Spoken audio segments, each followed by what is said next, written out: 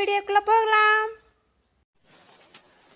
ஒரு அழகான காட்டில் ஒரு சிங்கக்குட்டி வாழ்ந்து வந்தது.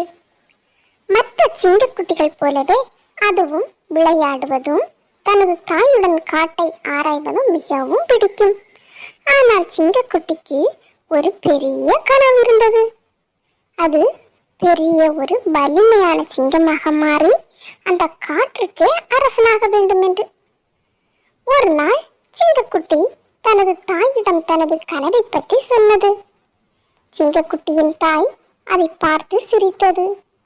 என் குழந்தை, நீ நிச்சயமாக ஒரு பெரிய சிங்கமாக மாறுவாய். ஆனால் அதற்கு நிறைய உழைப்பு தேவை என்றது.